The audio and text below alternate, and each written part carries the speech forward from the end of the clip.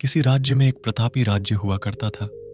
वो राजा रोज सुबह उठकर पूजा पाठ करता और गरीबों को दान देता।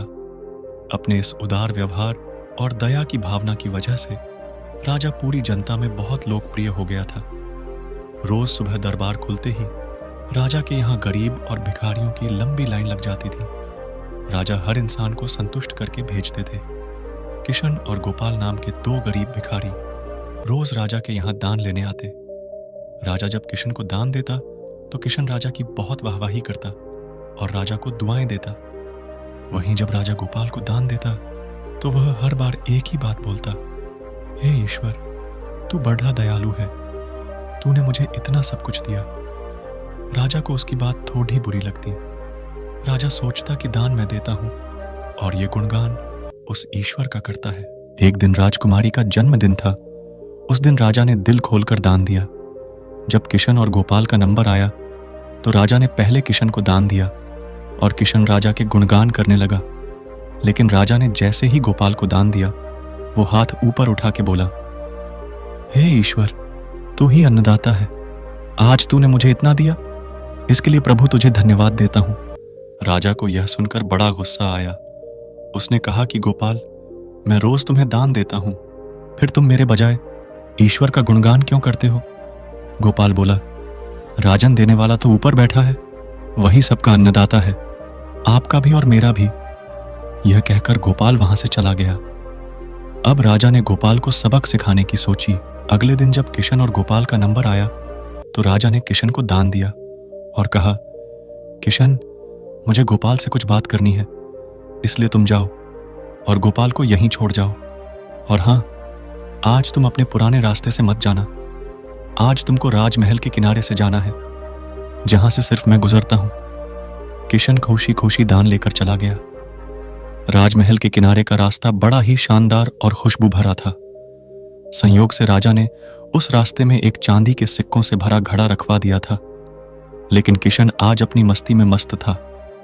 वो सोच रहा था कि राजा की मुझ पर बड़ी कृपा हुई है, जो मुझको अपने राजमहल के रास्ते से गुजारा।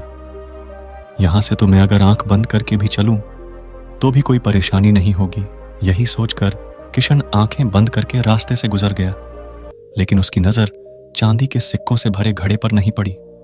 थोड़ी देर बाद राजा ने गोपाल से कहा कि अब तुम जाओ, क्योंकि किशन अब जा चुका होगा, लेकिन तुमको भी उसी रास्ते से जाना है जिससे किशन गया है। गोपाल धीमे कदमों से ईश्वर का धन्यवाद करते हुए आगे बढ़ चला।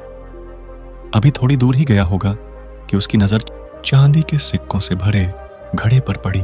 गोपाल घड़ा पाकर बड़ा खुश हुआ। उसने कहा, ईश्वर, तेरी मुझ पर बड़ी अनुकंपा है, तूने मुझे इतना धन दिया। और वो घड़ा लेकर घर चला गया। अगले दिन फिर से जब गोपाल और किशन का नंबर आया तो राजा को लगा कि किशन घड़ा ले जा चुका होगा। इसलिए उसने किशन से पूछा, क्यों किशन, कल का रास्ता कैसा रहा? रास्ते में कुछ मिला या नहीं? किशन ने कहा, महाराज, रास्ता इतना सुंदर था कि मैं तो आंखें बंद करके घर चला गया, लेकिन कुछ मिला तो नहीं। फिर राजा ने गोपाल से पूछा तो उसने बताया कि राजा, कल मुझे चांदी के सिक्कों से भरा एक घड़ा मिला। ईश्वर ने मुझ पे बड़ी कृपा की। राजा किशन से बड़ा गुस्सा हुआ। उसने कहा कि आज मैं तुझे धन नहीं दूंगा, बल्कि एक तरबूज दूंगा। किशन बेचारा परेशान तो था, लेकिन कहता भी तो क्या, चुपचाप तरबूज लेकर चल पड़ा।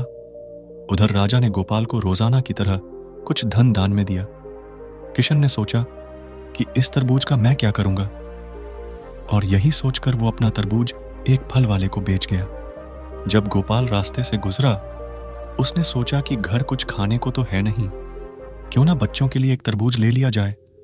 तो गोपाल फल बेचने वाले से वही तरबूज खरीद लाया जिसे किशन बेच गया था। अब जैसे ही घर आकर गोपाल ने उस तरबूज को काटा तो देखा उसके अंदर सोने के सिक्के भरे हुए थे। गोपाल ये देखकर बड़ा प्रसन्न हुआ और ईश्वर का धन्यवाद देते हुए बोला, हे ईश्वर, आज तूने मेरी गरीबी दूर कर दी, तू बड़ा दयालु है, सबका अन्नदाता है। अगले दिन जब राजा दान दे रहा था तो उसने देखा कि केवल अकेला किशन ही आया है, गोपाल नहीं आया। उसने किशन से पूछा तो किशन ने बताया कि कल भगवान की कृपा से गोपाल को एक तरबूज मिला जिसके अंदर सोने के सिक्के भरे हुए थे। वह गोपाल तो अब संपन्न इंसान हो चुका है।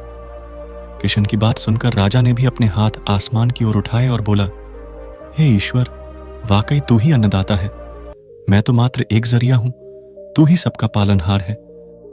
राजा को अब सारी बात समझ आ चुकी थी। हमारे ऐसे ही और वीडियो देखने के लिए हमारे चैनल को लाइक और सब्सक्राइब करें। धन्यवाद।